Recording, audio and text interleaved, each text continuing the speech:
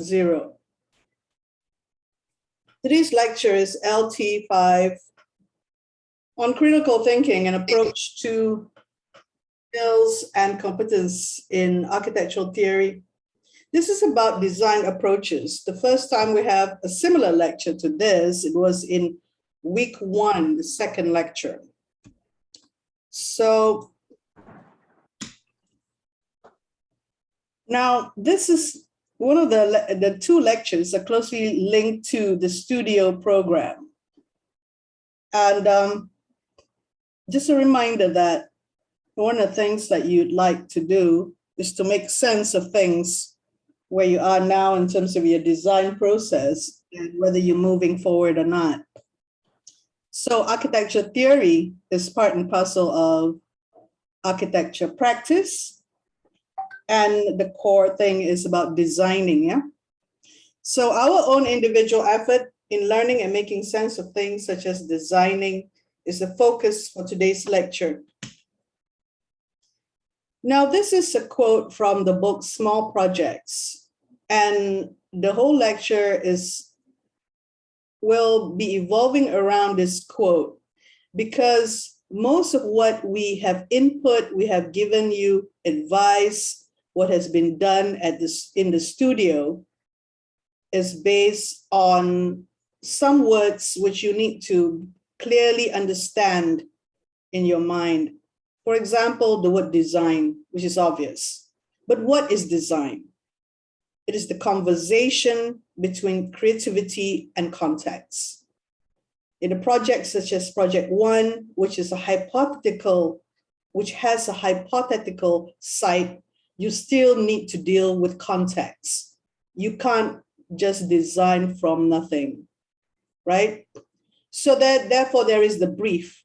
And the brief is very, very important. If you haven't really looked at it several times, you should. How does the study of phenomenology help you in your design? This was mentioned in the very first lecture. So you need to be designing with clarity. So phenomenology and the sense of place through your own experience. Although it's a hypothetical site, you have been there before. You have been facing the ocean. If you haven't, then you have to imagine that you face the ocean. But I would think that you have faced the ocean or the beach at least. So there is a certain feeling that you had when you had the experience before. And you need to reenact that just to get you started. And I assume the last 2 weeks is what you did. So we talk about sense of place through Dr. Liana's lecture on genius loci, and we introduce phenomenologies. Now, when you talk about any architecture project, it's about the design approach. Now, that's a very wide, the word approach. Approach is something you're going to go to, deal with something, your approach. So we talk about design intent, which is actually the same as the aim and objective, the overriding, the bigger, aim and objective of your design. We talk about, there is this word called strategy. What is it? Have you heard about the word strategy? But strategy is how you actually negotiate the design in the site. Yeah. And also site planning. There are two things there, design strategies and site planning. Site planning is specifically regarding the site, which we gave you the brief. We gave you the basic drawings and the inputs in your various groups. So design strategies is to do with the site and to do with other things, to do with how you're going to orientate your building, how your building is going to be in the site. And one of the issues is whether your design actually sits well on the site, whether you have taken into account all that is in the brief and all that is in the site, whether you have taken account the wide, vast ocean that is one of the very prominent features of your site, yeah? So concepts, there are two concepts. One is just merely concepts, and we defined that last time. But then there is architectural concepts. So we were exposed to different concepts like forest bathing and, different concepts like meditative space is quite generic. So you thought about Zen Buddhism or Islamic prayer or zikir or many concepts. that are not architectural, right? So, but now you have to create a scheme. So therefore you need architectural concepts. And there lies your narrative in the architectural concepts, yeah? So then you are now familiarizing yourself with all these words. And then there's the word context. You've done it before in your last year when you did the retreat house, whatever bungalow or villa design that you did. So there was a context given to you in Hawaii, yeah? But the context is much more than the site. It's not just a site context. It's a whole thing that is interweaved into this project, yeah? So you should know about context more, and I will explain. Bringing meaning to forms. This is what we're trying to do when we talk about precedents, that we give you examples from the past, and we illustrate it in terms like the lecture on models, yeah? So these words should not scare you. This should be words that you're easy to negotiate with, easy to understand. Just take a while and reflect, write it down, verbalize it so that you could, it feels familiar to you, feels familiar to your hearing, and feels familiar to inside of you. Okay. Design is a conversation between creativity and context. So I just put it out there, the word, what are the words linked to conversation? Now I thought, oh, conversation, not narrative. Well, it's the same thing in a way. All right, but there are nuances and particular differences. When you talk about conversation, you talk about a dialogue or a conversation. It is still a dialogue, is a conversation, other forms of discourse between two or more individuals. The best dialogue that you happen to have is the desk crit that you have with your tutors. There is a conversation going on between you and your tutor, and that's when you test your ideas. So you can have a forum of three or two or more individuals as well if you want. So there are group crits that we have as well in the studio. Then the word narrative. People ask you, what is the narrative of your design? So narrative is the systematic recitation of an event or a series of events. So you can write down your narratives because you can recite it, you can read it, script it.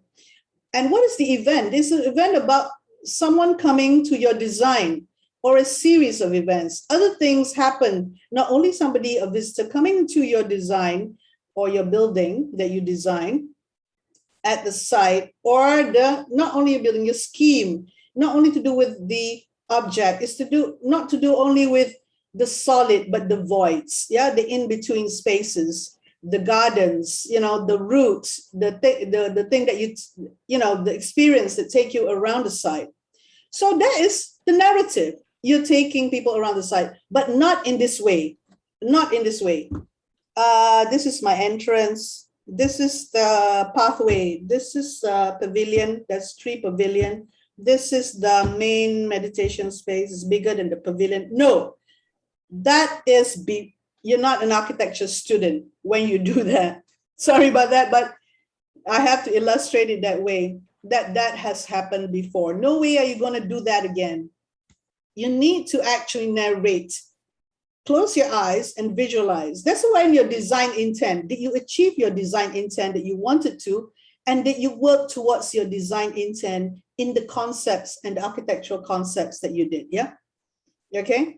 So we shall, in this crit later, you will actually be conscious of how you actually have a dialogue with your lecturers about your narrative. Your narrative should go hand in hand with your drawings, because whatever you close your eyes, you can actually imagine the space, and then that's how in your mind's eye you come up with your design, and then it is completed in the drawings, because the drawings are the one that you need to communicate as an architectural designer with somebody else.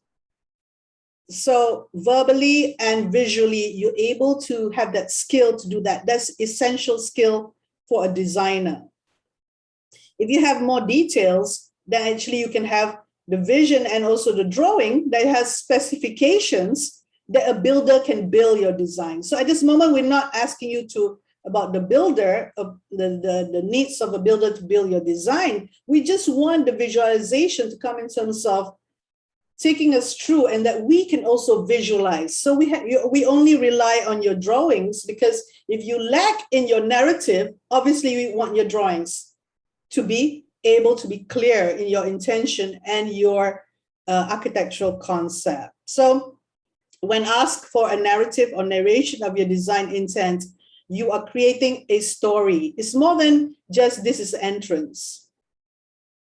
Because my concept is forest bathing, there is a screen of trees which hides my retreat. My retreat has to be found. That's how you narrate.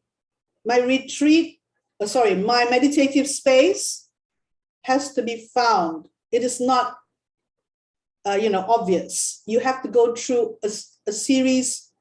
You have to go through the feeling that you are in a forest. Something like that, narrate it. So at the entrance, there is a row of bamboo swaying to the wind, because that the sound of it makes the rustling of the bamboo leaves create some sort of a sense of place or something. This is a project about poetics. This is a project about meditative space. This is a project that's touching your inner soul. So, this is the challenge. So project one, brief. We have Akhitanisa has given you some narrative for you to actually react to in your design. So find your narrative and tell your story of the event and series of events that happens in your design. What happens after the row of the rustling of the leaves? I'm imagining blindfolded. Somebody took me there, but after that, I'm left on my own. So I'm drawn to the rustling of the leaves, and then I know there's an entrance, and I walk through the path which is accessible. And as I need to have my tactility. I need to touch something. So there is a rough wall or a smooth wall, or what? And it's cold to the touch, or is it warm? Is it timber? Is it concrete? Stuff like that. As I walk through the path, I can hear a bit of trickling of water. I sat at the edge and I touch. It's like, what are you trying to go and get the person to feel until you come to the end of the meditative space? And basically, the meditative space is a climatic end to the whole journey, where you can hear the waves crashing. Now, this sounds like generic, what I'm saying. No, every individual has a different story, actually, and you shall see that. So these are taken from Christopher Alexander, yeah? Some of these are quotes. The ultimate object of design is form. Of course, we have to deal with form, yeah? But our form has to have meanings. There's a reason for it. We don't get it out of thin air. So therefore, we try to justify our forms through from our conversation or the dialogue that we have. Physical clarity cannot be achieved in a form until there is first some programmatic clarity in the designer's mind and actions. What are programs? Meditative space, pantry, caretaker's room, pavilion, whatever there's in your brief, those are programs. Sometimes you add more programs, right? You have the use of the site, right? You want to take all the site, and you're going to add other programs to the site and in external areas. Just say you have Islamic prayer spaces. You want to make an Islamic garden concept. What is that? So that you added this program in the garden. It is okay, because as long as you cap to the square meters of the building, because you're given the reign of the site, you can do gardens. So that's one thing. What are programs? Yeah. Every design problem begins with an effort to achieve fitness between two entities, the form in question and its context. The form is a solution to the problem, and the context defines the problem. So problem, the word problem, oh my God, problem, design problem. Okay, that you are faced with a design problem. What is your design problem? I need to design meditative space, project one. I needed to design, that's a design problem.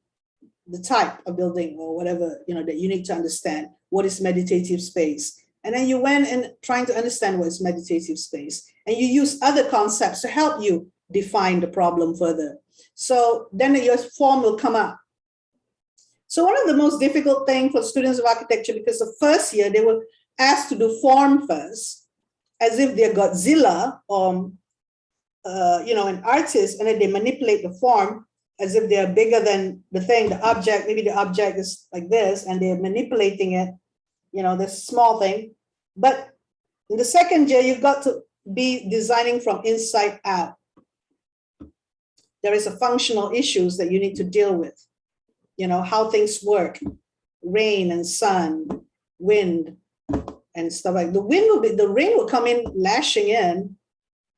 It's at the edge of the ocean. That's very high winds there. So those are a problem because you're designing meditative space to let the rain out, or you're designing meditative space so you can have acoustically favorable ambience so that you can actually meditate. You have to, this is another problem. The other problem is the intimate space. How do you make space intimate? There's something about proximity, close, far, and close. So when you're intimate, having an intimate conversation, you're like 1 feet away, during SOPs, you can't have intimate conversations anymore in the studio because you might go against the standard operating procedures during our COVID-19 pandemic. So intimacy is lacking in terms of physical intimacy. So there's physical distancing going on. So we're not talking that you can go back to actually creating intimacy in this intimate spaces in this design problem as part of the design problem for you to find the form. So meditative space, in designing intimate space, is one of the contexts. Context is like so many factors that is outside. The ultimate object of design is form, but form without context is nothing. It's just the designer's fantasy or fancy. When we talk about function, we see an attempt to understand the needs of a program. The program of meditative spaces starts with an entrance. The place progressively takes the visitor into spaces that relates to each other and be internal or external, sheltered by a roof or sheltered by foliage of trees, hedges and screens. The use of shadow, light, texture, materiality, and understanding about our senses is one way of solving the problem. Design problems, some of which architects under phenomenology design. Don't shy away from all these things. They help you give meaning to your form. You want to give meaning to your form, you deal with these things. And you have to be understanding what this is through your precedent studies, right? So what is context? Now, this is what I said earlier. What is context? In this particular, on the right, I'd like to read this from Small Projects. Okay, so everything in existence is shrink-wrapped in its unique dense weave of relationships that we call its context. There may be, before you come and intervene onto this site, there was already a context. But you as an architect, you want to be responsible for your design and how it is weaved into the context. With your brief, your meditative space is merged into the context. Your meditative space becomes the context. Because it's now going to be a scheme called meditative space or a prayer or something up there on the cliff. Before, the cliff didn't have your design. that was serene. You know, you go there, but you didn't have shade, you didn't have shelter, you didn't have architecture to make and glorify the space. So this is your attempt to create architecture that actually can fit into the weave of relationship, the regia tree, you try to implement all this other vegetation to get the feelings of what you want to achieve, your design intention. So just say your design is already built there, yeah? Then somebody comes in, want to do something, they have to deal with your design. Your design is part of the context. So before your design comes in, there is already a context. The site context, and the most, you will be dealt with other projects, it's not only this project, that already have a context where there are your neighbors, there's buildings around you, there are road system. You only have the road and you only have this site with the tree and the cliff and the rock and the ocean. So you actually creating something that is weaving into the context. Problem solving is dependent on one's ability to grasp the contextual weave surrounding any issue. The knowledge a guerrilla must have concerning the nature of its operational terrain is as contextually driven as the information of a stockbroker requires to make decisions offering the greatest positive economic impact. So anything has about a context, right? When you want to deal with something, when you deal with a problem, or you want to intervene before you go in there, as illustrated by a guerrilla and a stockbroker. Yeah? Guerrilla meaning a rebel or somebody who needs to, military. That's talking about military in the army. The deeper the complexity of a problem, the deeper must one converse with the weave of its particular context for heightened intuition and informed decision-making. So this project, hypothetical site, has less context than the next project, which has more people, is put in an urban context. So you must understand the complexity of the problem, the deeper complexity. So knowledge and its application as is wisdom is contextual. Creativity and its application as design is no different. So you coming in with yourself as a creative person, dealing with the context. And so when you design, the act of designing is the conversation between your creativity and the context. Okay, there are all these definitions on the left about what context means. Forming a background of an event, idea, or statement in such a way as to enable readers to understand the narrative or a concept. Okay, this is quoted from somewhere else, and that's another quote. So a lot of people talk about context, and context is the background, environment, setting, framework, or surroundings of events, occurrences. This is not even to do with architectural. It's just anything in life, really. When people say something out of context, if you go to Twitter, then somebody go and get so hung up about something, but then what's the context? Did they investigate the context of that, of somebody else's tweet or something?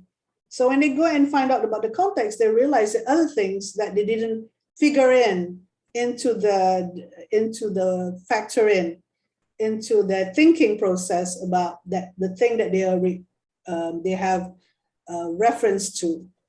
You have to know the context. So like I'm talking about Renaissance architecture, but do I know the context? I wasn't there during the Renaissance. I wasn't there working with whoever, Palladio. I wasn't there looking at what he was doing. I'm reading from secondary references, yeah? So, but when you deal with what you're dealing with now, you have to go to the site to find out about the context. So you're dealing with a hypothetical site. So you need to actually create the context. So there are things that already we have told you what the context is. Then you need to create more context. So through the concepts that you learn, be it forest bathing, zikir, or whatever, prayer, Islamic prayer, Buddhist prayer, yoga, you're weaving in the context. Okay. Designing your narrative to provide information, new concepts, and words to develop. Yeah, so there is an example here on the right by Geraldine, where she had to design the Assumption Church, Asunta, next to Asunta Hospital, the Assumption Church. Why I'm showing you this example of the design thesis by Geraldine is because it's a church, there is some meditation aspect to it that you need to create, right? So context, background and setting, background information or circumstances you provide to inform why something is taking place. Why the meditative space? So from this quote from this article, effectively, spaces constructed for meditation are secluded to create a truly intimate atmosphere inside. Here, the word intimate happens again. In effect, the end goal is for the architectural space to induce a similar mental space, one that is total togetherness of architecture, the body, and the mind. So you can judge this. This is not built. This is how an architectural, she's graduated already. This is how a postgraduate student using architecture design tools, computational drawings, and putting in designing in nature into some parts of the church. I think this is circulation space. There is a columbrium up there, which is the ashes of people who pass away stored there, and the main prayer hall is 2 stories down. And next to the prayer hall, on the left below, is a forest of trees, like an amphitheater area. And you could have your sermon or your whatever they do, church services outdoor. So one of her design problems was trying to disintegrate the architecture. The architecture is busy, it looks busy with all that, but trying to disintegrate it and have nature be part of it seamlessly. Architecture can be so overpowering. So, how to actually make the space feel more intimate. The nature actually is stimulating, gives stimulation to the mind, body, and soul, perhaps. So when we talk about this project as well, phenomenology, genius loci, sense of place, and we've gone through a couple of weeks of crits. It is a project that has to deal with sensory design. It was mentioned there are 6 senses that you have to deal with. This is from Cooper Hewitt article, Why Sensory Design. The senses move us through space. The eye or the ear is not a fixed camera. So we're not the eye or ear is not a fixed camera. We are not, we're human beings, right? We're not inanimate objects, or a microphone wired to a wall. Our sense organs are connected to a head that turns, arms that reach, and bodies that wander and seek. The sound, smell, and shifting shadows of a room or a streetscape help orient this knowledge-hungry body. Sensory experience hits us from all directions. So all at once, when you create a design all at once, that could be heightened certain parts of the senses.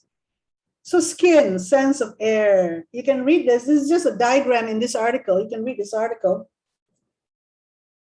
There is also that expansion of space. There is also compression of space. There is the active touch. There are the basic orienting that you need to do.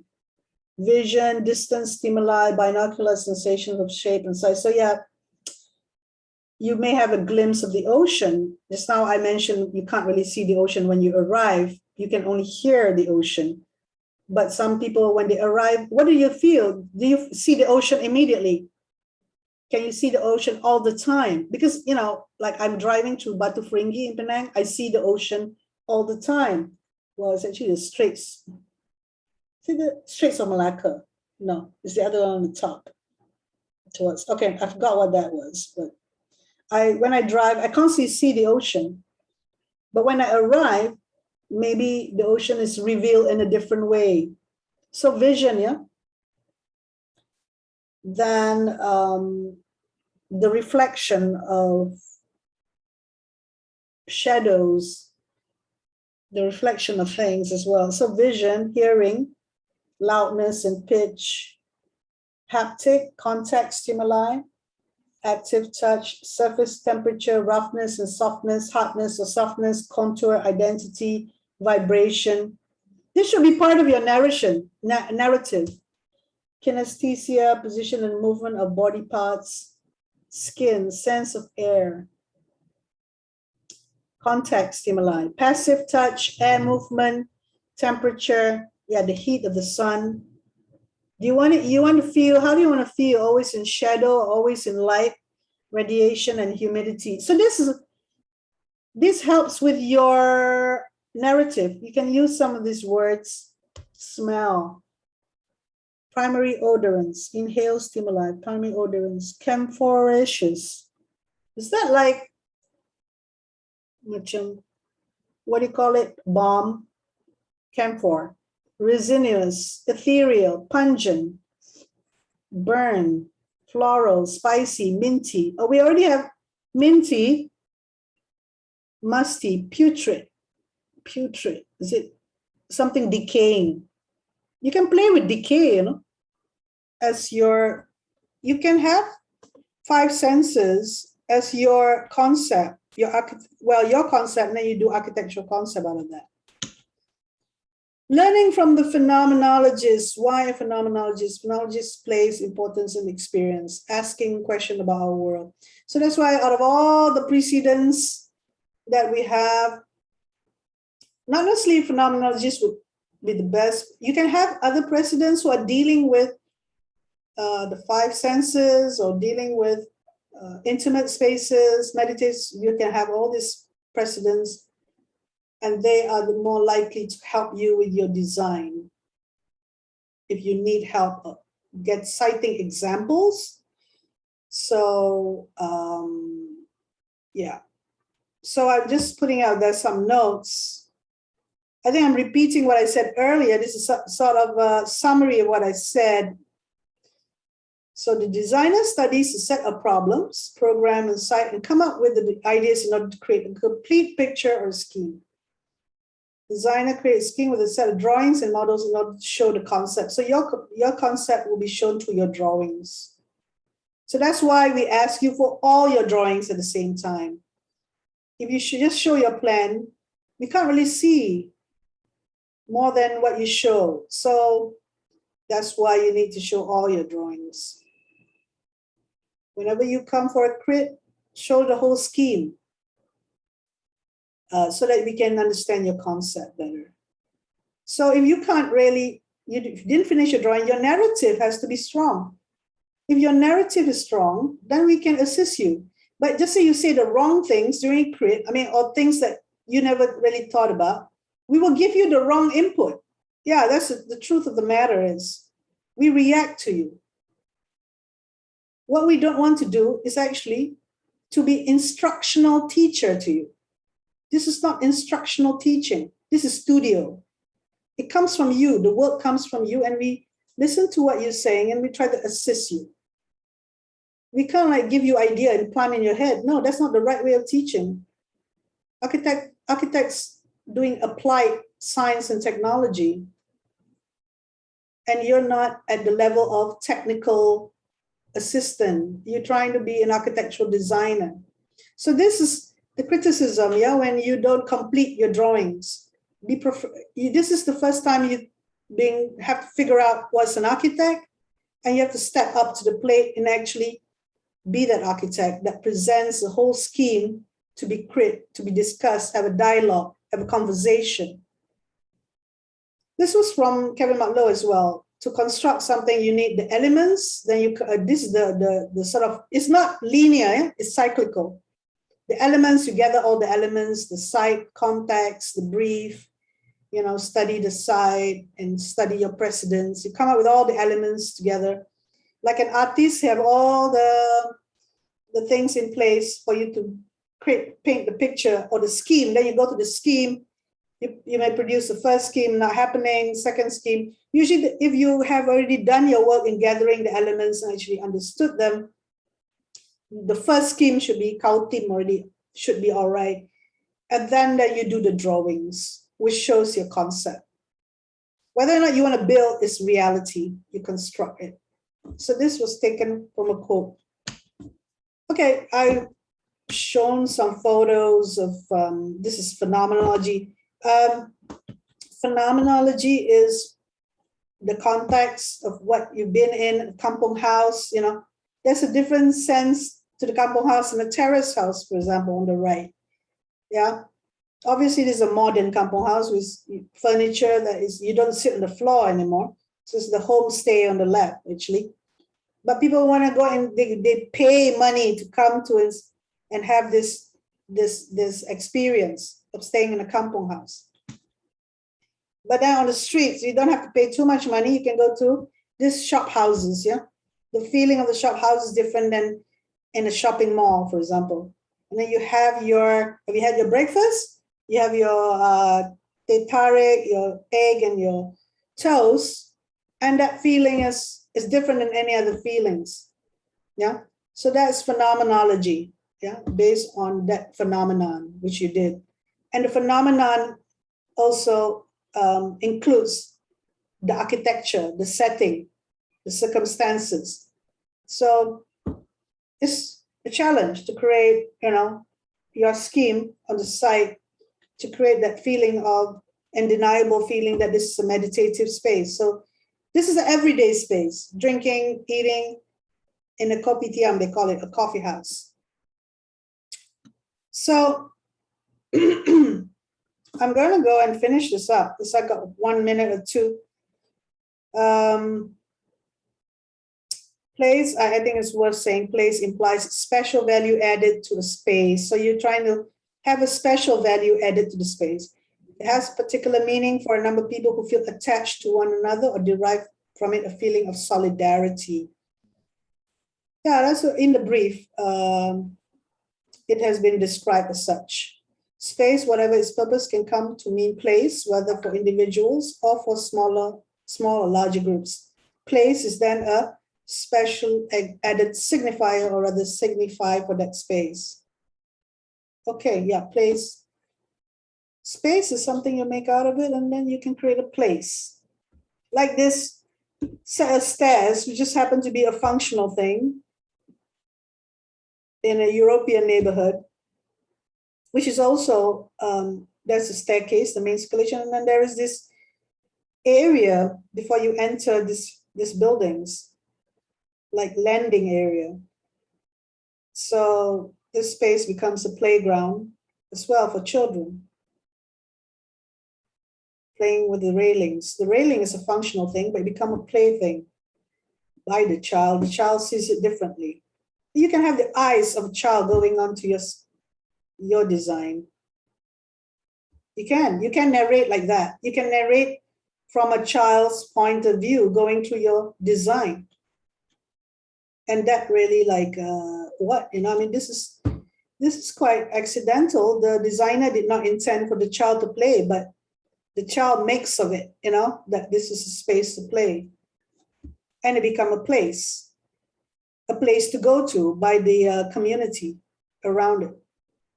People probably sitting on the steps there, maybe, I'm not trying to be gender biased, maybe the housewives will be chatting and gossiping in the evening, right? Or the men folk as well, they like to gossip. So, you know, at the landings and the cross.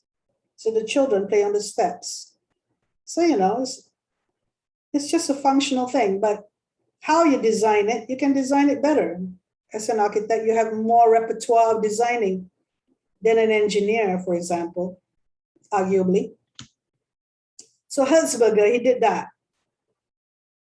Placemaking, That's why he inspired from the staircase. The term placemaking has been well known by architects, designers, architecture students. Another relevant groups is indelible concept from our mindset during design process. How do we create placemaking? What makes a placemaking? You know, planners like to talk about placemaking, but they're not designers. So you need designers to actually do placemaking. To study the theory behind it, okay, it is based on phenomenology. So phenomenology is very, just like the umbrella, then you have all these things like placemaking that comes out, or sense of place, or genius loci.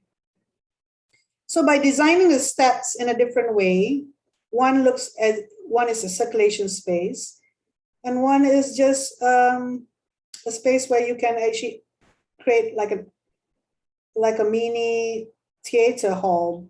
You know, it's a multi-purpose space. Plasma, the other phenomenologies. Okay, you can. I'm going to go and wrap it down here. You can read this later in your PDFs and follow this link. So thank you very much.